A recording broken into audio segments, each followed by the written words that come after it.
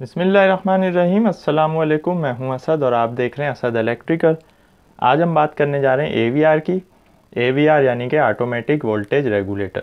तो यहाँ तक तो सबको ही पता होता है कि एवीआर का मतलब है ऑटोमेटिक वोल्टेज रेगुलेटर, लेकिन इससे आगे लोगों को कन्फ्यूजन होती है कि एवीआर का बेसिकली असल काम क्या है या ये किस तरह काम कर रहा होता है, जनरेटर में इसका रोल क्या होता है। तो बस आज की वीडियो अगर आपने शुरू से आखिर तक देख ली तो आपका एवीआर के हवाले से कोई भी कन्फ्यूजन आपकी जो है वो बाकी नहीं रहेगी, आपका कॉन्सेप्ट इंशाल्लाह क्लियर हो जाएगा। तो सामने जो हमने ब्लॉक डायग्राम दिखाई हुई है, इसमें जाने से पहले हमें ज़रूरी है कि एक एग्जाम्पल से समझें, और एग्जाम्पल से पहले ज़रूरी है कि एवीआर की हम थोड़ी सी डेफिनेशन पे बात कर लें। डेफिनेशन पे अगर हम बात करें तो एवीआर की डेफिनेशन सिंपल है। AVR is an electronic device for automatically maintaining generator output terminal voltage. AVR एक ऐसी इलेक्ट्रॉनिक डिवाइस है जो ऑटोमेटिकली यानी खुद से मेंटेन करती है जनरेटर के आउटपुट वोल्टेज को, जो कि टर्मिनल्स पे हमें मिल रहे हैं स्टेटर के, at a set value and varying load condition. यानी कि जिस पर भी हमने उसको सेट कर दिया उसकी वैल्यू को, मसलन 400 वोल्ट का जनरेटर है, 220 वोल्ट का जनरेटर है, 11,000 वोल्ट का है, जो भी हमने अपनी एडजस्टेड वैल्यू है हमारी, उस पर वो उसको मेंटेन रखेगा हर कंडीशन में, चाहे वो लोड पर हो, विदाउट लोड हो, लोड जो है वो वेरिएबल हो, लोड में वेरिएशन आ रही हो। तो ये बात याद रखें कि जनरेटर में लोड में हमेशा वेरिएशन आती है, कभी भी कांस्टेंट लोड नहीं चलता है। AVR regulates the voltage via excitation system. यानी कि एवीआर जो काम करता है, जो रेगुलेशन करता है वोल्टेज की, इसको जो मेंटेन रखता है, वो किसके ज़रिए रखता है? एक्साइटेशन सिस्टम के ज़रिए। तो बस एवीआर एक्साइटेशन सिस्टम के ज़रिए से हमारे जनरेटर के आउटपुट वोल्टेज को मेंटेन रखता है। एक्साइटेशन सिस्टम पे हम ऑलरेडी बात कर चुके हैं। मेन फंक्शंस अगर हम एवीआर के बात करें कि जनरेटर में क्या है, तो एक तो यही हो गया कि वोल्टेज को कंट्रोल करना है उसकी रेटेड वैल्यू पर। दूसरा ये हो गया कि it divide the reactive power between the alternators operation in parallel. जब दो या दो से ज़्यादा जनरेटर पैरेलल में चलते हैं तो वहाँ पर रिएक्टिव पावर को भी बराबर रखना होता है जनरेटर टू जनरेटर। तो इसमें भी एवीआर का बहुत रोल होता है, सिंगल जनरेटर में ये चीज़ नहीं होती। It reduce the over voltages which occur because of the sudden loss of load on the system. यानी कि सिस्टम पे, यानी कि जनरेटर पे जो लोड चल रहा है, अगर वो अचानक से सडनली लॉस हो जाए उसका, यानी कि वो ऑफ हो जाए, ब्रेकर उसका कट ऑफ कर दिया जाए, किसी भी वजह से कोई भी फॉल्ट आ जाए, सडनली अगर जनरेटर से लोड हटेगा तो क्या होगा? उसके वोल्टेज शूट कर जाएंगे। वो क्यों कर जाएंगे, ये सारी चीज़ें अभी हम डिस्कस करने जा रहे हैं। तो इस चीज़ से भी ये बचाता है, फ़ौरन ये वोल्टेज को रिड्यूस करेगा और वोल्टेज से भी बचाएगा।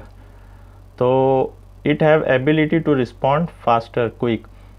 एवीआर के अंदर ये एबिलिटी होती है कि ये सारे काम वो बहुत ही क्विकली करता है, बहुत ही फास्ट रिस्पॉन्स होता है। तो एवीआर का बहुत ज़्यादा रोल है जनरेटर में। इसको हम एग्जाम्पल से समझ लें। हमारे पास एक सीधा रोड है, एक गाड़ी है, ड्राइवर को हमने टास्क दिया है कि इसको एक कांस्टेंट स्पीड पर गाड़ी को चला के रखना है। तो अगर तो ये सीधा रोड हुआ तो गाड़ी क्या है, ड्राइवर क्या है कि वो एक जगह उसको एक्सीलेटर को मेंटेन रखेगा, गाड़ी उसी स्पीड पे चलती रहेगी। लेकिन स्पीड में रद्दोबदल कब आएगा? जब आगे चढ़ाई आ जाए, गाड़ी को जब जोर लगाना पड़ेगा ऊपर, तो यहाँ पर एक्सीलेटर ज़्यादा देना होगा। रैंप पे चढ़ते वक्त, फिर रैंप से उतरते वक्त ढलान होगी, वहाँ पर गाड़ी खुद से तेज़ जा रही होगी, उसको फिर ब्रेक वगैरह के ज़रिए कंट्रोल करना होगा, गियर्स के ज़रिए। अगर सीधे सीधे रोड पर खड्डे आ जाएं तो ड्राइवर को स्पीड मेंटेन रखनी है। एक ही हमने उसको टास्क दे दिया, मसलन 50 miles per hour, 100 kilometre per hour. तो जो भी हमने टास्क दिया हुआ है ड्राइवर को, उस पर मेंटेन रखने के लिए मुस्तकिल तौर पर एक्सीलेटर, ब्रेक, गियर्स, इन सारी चीज़ों को अपने काबू में रखना होगा, वरना गाड़ी की स्पीड कभी भी मेंटेन नहीं रह सकती है। अगर यहाँ तक आपको क्लियर हो गया है, बस हम अब एवीआर की बात करने जा रहे हैं। एवीआर का भी सेम यही काम होता है जो एक गाड़ी में एक ड्राइवर का काम होता है। एवीआर का काम ये होता है कि हमारे जनरेटर के वोल्टेज को मेंटेन रखे। ये बात याद रखें कि एवीआर का इंजन से कोई ताल्लुक़ नहीं है, यानी कि प्राइम मूवर से। प्राइम मूवर क्या काम कर रहा है? जनरेटर को घुमा रहा है, जैसा कि हम बता चुके हैं। प्राइम मूवर कुछ भी हो सकता है, मैकेनिकल सोर्स हो सकती है। मान लें कि एक इंजन है, उससे हमने जनरेटर कपल कर दिया। इसको एक कांस्टेंट स्पीड पर भी घुमाना होता है। तो इसकी कांस्टेंट स्पीड का जो ताल्लुक है वो हमारे इंजन से, जनरेटर से नहीं है। जनरेटर में कोई ऐसा सिस्टम नहीं है कि वो इसकी स्पीड को मेंटेन रखे, चूँकि जनरेटर खुद से तो घूम ही नहीं रहा है, इसको घुमा रहा है हमारा इंजन या प्राइम मूवर। तो स्पीड कंट्रोलिंग का सिस्टम हमारे इंजन में, उस पर अभी हम बात नहीं कर रहे। ये एज्यूम कर लेते हैं कि हमारा जो जनरेटर है वो एक कांस्टेंट स्पीड पर चल रहा है। तो जब भी लोड कम ज़्यादा होगा उसकी स्पीड भी ड्रॉप होती है। सडनली लोड जो है वो कट ऑफ होने से उसकी स्पीड भी शूट करती है। स्पीड को जो कंट्रोल करेगा वो हमारे इंजन पे लगा हुआ स्पीड कंट्रोलर या गवर्नर होता है। तो इसलिए अभी हम उस पर बात नहीं कर रहे हैं। अब हम आ जाते हैं जनरेटर वाले सेक्शन पर। जनरेटर में क्या है, main stator, exciter stator, shaft के ऊपर क्या है, मेन रोटर, एक्साइटर रोटर। तो ये एक सेल्फ एक्साइटेड या शंट एक्साइटेड जनरेटर यहाँ पर एज्यूम कर लेते हैं। अगर पीएमजी होगा तो उसका इजाफा हो जाएगा, रेप एक्साइटेशन होगी तो उसका इजाफा हो जाएगा, इतना कोई ख़ास फ़र्क नहीं होगा। तो ब्लॉक डायग्राम तो आपके जहन में सारी हम एक्साइटेशन सिस्टम पर डिटेल से बता चुके हैं। स्टेटर में प्रोड्यूस होने वाले वोल्टेज हमने टर्मिनल बॉक्स पर देकर यहाँ से मेन ब्रेकर में दे दिए, यहाँ से हमारे लोड पे चले जाएंगे। तो रेड कलर से हमारी मेन केबल्स हैं, ग्रीन कलर से हमारी कंट्रोल वायरिंग है। कंट्रोल वायरिंग यानी कि ये पतले तार होते हैं, इन पर लोड नहीं होता है, इन पर सिर्फ यही लोड होता है जो AVR की हद तक है। जनरेटर का मेन लोड हमारी मेन केबल्स पर होता है। अब आप गौर से देखें कि जनरेटर से प्रोड्यूस होने वाले वोल्टेज की जो केबल्स आ रही हैं, यहीं से हमने कंट्रोल केबल लेकर AVR को दे दी, AVR से हमने कंट्रोल केबल लेकर अपने एक्साइटर स्टेटर को दे दिया। अब हो क्या रहा है कि जनरेटर घूमना शुरू हुआ, ज़ीरो से अपनी रेटेड स्पीड तक गया, तो वोल्टेज भी ज़ीरो से बढ़ना शुरू हुए। अगर तो ये सेल्फ एक्साइटेड की हम बात कर रहे हैं तो यहाँ पर रेजिजुअल मैग्नेटिज्म की वजह से इस मेन रोटर में और अपने एक्साइटर स्टेटर में ऑलरेडी जो रेजिजुअल मैग्नेटिज्म मौजूद था उसकी वजह से यहाँ पर सिस्टम शुरू हो गया एक्साइटेशन का। तो जब यहाँ फील्ड बनी थोड़ी सी, या जो पहले से बनी हुई थी, उसने जब हमारी स्टेटर वाइंडिंग को कट किया, यहाँ पर हमें कुछ ना कुछ वोल्टेज मिल जाते हैं। तो अगर हम AVR को हटा भी दें किसी जनरेटर से, तो विदाउट AVR भी हमें जनरेटर के वोल्टेज कुछ ना कुछ मिलते हैं, या तो वो PMG की वजह से होंगे या वो सेल्फ एक्साइटेशन यानी कि हमारे रेजिजुअल मैग्नेटिज्म की वजह से। मान लेते हैं कि 10 या 15 वोल्ट मेन टर्मिनल्स पर आ गए, जबकि जनरेटर को हमने टारगेट दिया 400 वोल्ट का। ये हमारा 3 फेज जनरेटर है, इसको 400 वोल्ट पर जो है मेंटेन रखने वोल्टेज। तो अभी हम लोड की तो बात कर नहीं रहे, विदाउट लोड हमारा जनरेटर चल रहा है, ब्रेकर ऑफ है। तो ये जो 15 वोल्ट आ गए, यहीं से हमने AVR को दिए में वायर। अब ये AVR पे डिपेंड करता है कि इसको कितने वोल्ट सेंसिंग पर चाहिए, वो AVR के ऊपर लिखा हुआ होता है। अगर नहीं भी लिखा हुआ होगा तो हमारे AVR के साथ जो लिटरेचर आता है, जो मैनुअल आती है, उसमें सारी डिटेल होती है, उसी हिसाब से AVR लगाया जाता है। अगर इसको 220 वोल्ट चाहिए सेंसिंग पर, 400 चाहिए, 110 चाहिए, वो यहाँ पर मेंशन होता है, हमने उसके हिसाब से वायर लगा दिए। इसको 110 वोल्ट चाहिए थे मसलन, यहाँ से इसको मिल रहे हैं 15 वोल्ट जो हमारे रेजिजुअल मैग्नेटिज्म की वजह से प्रोड्यूस हुए। तो इसने तो सेंस कर लिए वो 15 वोल्ट। अब AVR क्या करेगा, जैसा कि हम बता चुके हैं, ये वोल्ट हमारे AC हैं जो हमारे मेन स्टेटर में प्रोड्यूस हो रहे हैं।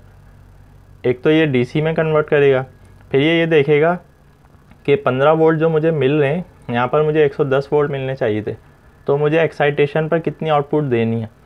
ये उसी थोड़े बहुत वोल्टेज से ही अपनी एक्साइटेशन देना शुरू कर देगा हमारे एक्साइटर स्टेटर या एक्साइटर फील्ड को। तो ये जो आउटपुट आ रही है DC सप्लाई, जब ये हमारे एक्साइटर को मिलेगी तो इसके अंदर फील्ड बनना शुरू हो जाएगी। पहले तो रेजिजुअल थी, अब DC सोर्स की वजह से जब वो फील्ड बनना शुरू होगी तो हमारा रोटर ऑलरेडी घूम रहा है एक्साइटर वाला, तो इसमें AC सप्लाई प्रोड्यूस हो गई। उसको हमने यहीं पर AC से DC में कन्वर्ट किया रेक्टिफायर से, फिर हमने मेन रोटर को दे दिया। मेन रोटर की फील्ड मज़ीद स्ट्रॉन्ग हो गई, तो जब स्ट्रॉन्ग हुई तो यहाँ पर 15 से मान लेते हैं कि 150 वोल्टेज हो गए। अब ये 150 इसको मिल गए। अब इसको अपने सेंसिंग वोल्टेज मेंटेन रखने, जब ये अपने सेंसिंग वोल्टेज मेंटेन रखेगा तो हमारे टर्मिनल के मेन वोल्टेज मेंटेन हो जाएंगे। मसलन इसको 110 वोल्ट मिलने तो यहाँ 400 हो जाएंगे। वो AVR का काम है कि वो कितनी एक्साइटेशन देता है आउटपुट पर। जनरेटर्स पर ये लिखा हुआ होता है कि उनके मैक्सिमम एक्साइटेशन वोल्टेज और मैक्सिमम एक्साइटेशन करंट कितना है। इसको चेक भी किया जा सकता है DC मीटर लगाकर वोल्टेज को, और अगर एम्पेयर चेक करने तो सीरीज़ में हम DC एम्पेयर मीटर लगाकर भी देख सकते हैं। विदाउट लोड ये कितने एक्साइटेशन वोल्ट प्रोवाइड कर रहा है हमारे एक्साइटर को, ऑन लोड कितने % पर कितने हैं, ये सारी चीज़ें हम चेक कर सकते हैं। अलबत्ता जनरेटर पर जो लिखे हुए होते हैं वो मैक्सिमम होते हैं। तो जनरेटर के विदाउट लोड पर एक्साइटेशन वोल्टेज और करंट कुछ और होगा, फुल लोड पर कुछ और होगा। लोड के हिसाब से वेरिएशन आती रहती है इसमें। तो ये चीज़ आपको क्लियर हो गई। AVR ये काम कर रहा है, हमारा मेन जो AVR का पर्पज़ है वो इस तरह है कि ये एक्साइटेशन सिस्टम के ज़रिए हमारे मेन वोल्टेज को कंट्रोल कर रहा है। अब हमने ब्रेकर ऑन कर दिया, लोड हमारा चलना शुरू हो गया। तो जैसा कि हमने बताया कि जनरेटर पर कभी भी लोड कांस्टेंट नहीं होता है इंडस्ट्री में। हाँ, अगर घर की हम बात करें तो वहाँ हो सकता है कि हमने 2 पंखे 2 बल्ब जला लिए, हमारे पास और कोई लोड नहीं है, छोटा जनरेटर है, लेकिन प्रैक्टिकली ऐसा मुमकिन नहीं होता कि जनरेटर पर एक कांस्टेंट लोड हो। अब जनरेटर पर लोड आना शुरू हुआ तो ये जो विदाउट लोड 400 वोल्ट इसने मेंटेन किए हुए थे AVR ने, वो 400 वोल्ट ड्रॉप होना शुरू हो जाएंगे। उसकी रीज़न ये होती है कि यहाँ जो मैग्नेटिक फील्ड बन रही थी वो इतनी ही थी कि वो 400 वोल्ट उससे प्रोड्यूस हों। अब जब लोड आगे चलना शुरू हुआ तो लोड किस पर आ रहा है, हमारे स्टेटर वाइंडिंग्स पर। अब इसको मज़ीद स्ट्रॉन्ग फील्ड चाहिए रोटर के ऊपर जो इसको कट करे और इसके वोल्टेज को मेंटेन रखे। तो जैसे ही वोल्टेज ड्रॉप होंगे, AVR हमारा सेंस कर रहा है, यहाँ से ये एक्साइटेशन वोल्टेज और करंट को बढ़ाएगा, यहाँ पर हमारी फील्ड मज़ीद स्ट्रॉन्ग होगी, फिर वोल्टेज ऊपर आ जाएंगे। अब लोड जो है वो पीछे से ऑफ हो गया, मसलन कुछ चीज़ ऑफ हो गई, तो अचानक सडनली जनरेटर पर लोड आए या जनरेटर से हटे, तो दोनों सूरत में हमारे वोल्टेज में फ्लक्चुएशन आती है। वो फ्लक्चुएशन फौरी तौर पर AVR को कंट्रोल करनी होती है, इसीलिए इसका रिस्पॉन्स बहुत फास्ट होता है। वरना हमारा कोई भी जो है इक्विपमेंट फेलियर और कोई भी चीज़ हो सकती है। हमें जनरेटर के टर्मिनल पर मिलने वाले आउटपुट वोल्टेज को एक फ़िक्स वैल्यू पर मेंटेन रखना होता है। उसके लिए हम AVR यूज़ करते हैं, यानी कि ऑटोमेटिक वोल्टेज रेगुलेटर। तो इस तरह ये काम कर रहा होता है। उम्मीद है कि AVR का बेसिक वर्किंग प्रिंसिपल आपको समझ में आया होगा। अच्छा, ये बात भी याद रखने की है कि स्पीड से भी वोल्टेज का ताल्लुक है, लेकिन अभी हम चूँकि इस पर बात नहीं कर रहे कि हमारी स्पीड ड्रॉप होगी तो क्या होगा। फ्रीक्वेंसी का भी और वोल्टेज का भी स्पीड से भी डायरेक्ट जो है वो रिलेशन है, लेकिन हम यहाँ पर अभी मैकेनिकल सिस्टम पर बात नहीं कर रहे। तो हम ये कंसीडर कर रहे हैं कि हमारा जनरेटर एक रेटेड स्पीड पर घूम रहा है, जितनी पे उसको घूमना चाहिए। अगर ये 4 पोल का था तो हमें 1500 पर इसको घुमाना है। अगर 3 था, इसके 6 पोल हैं तो ये 1000 RPM पे घूमेगा। 2 पोल है तो ये 3000 RPM पे घूमेगा। वो इंजन का काम है, वो इसको घुमा रहा है। तो इसको एक रेटेड स्पीड पर घूमती हुई स्पीड मिल रही है, उस सूरत में ये सारी बात हो रही है। तो with respect to the load, voltage में आने वाली वेरिएशन या फ्लक्चुएशन को फौरी तौर पर मेंटेन रखना, उसको कंट्रोल करना, ये हमारे AVR की जिम्मेदारी है। AVR में बहुत सारे सेट पॉइंट्स होते हैं जिनको हम एडजस्ट कर सकते हैं, उन पर हम आगे इंशाल्लाह बात करेंगे। अभी हम आपको 3 किस्म के AVR दिखा देते हैं जो हमारे पास मौजूद हैं। इन पे हम 1 बाय 1 वीडियो बनाएंगे कि इनकी कनेक्शंस कैसे होते हैं, इनमें क्या क्या ऑप्शंस होते हैं। ये मेरे हाथ में एक बहुत ही बेसिक AVR है जो तकरीबन हर जनरेटर में आसानी से यूज़ हो जाता है। हर उस जनरेटर में जो सेल्फ एक्साइटेड जनरेटर है, तो इसको हम R230 कहते हैं। आप देख सकते हैं इसका जो मॉडल है R230 होता है, लेरो समर का ये होता है। ये ज़्यादातर हमारे परकिंस वगैरह में, FG विल्सन के जनरेटर्स में यूज़ होता है। बहुत ही सिंपल है, छोटा सा है, और इससे हम शुरू करेंगे AVR को। तो जैसा हमने यहाँ पर आपको दिखाया हुआ है वाइट बोर्ड पर, उसी तरह हम बताएंगे कि इसमें किस तरह कनेक्शंस होते हैं, इसमें कौन कौन सी सेटिंग्स होती हैं। तो एक तो AVR हमारे पास 230 है, इस पर हम बात करेंगे। दूसरा AVR हमारे पास है R448। ये भी लेरो समर का होता है। ये हमारे परकिंस, FG विल्सन और कैटरपिलर के जनरेटर्स में यूज़ होता है।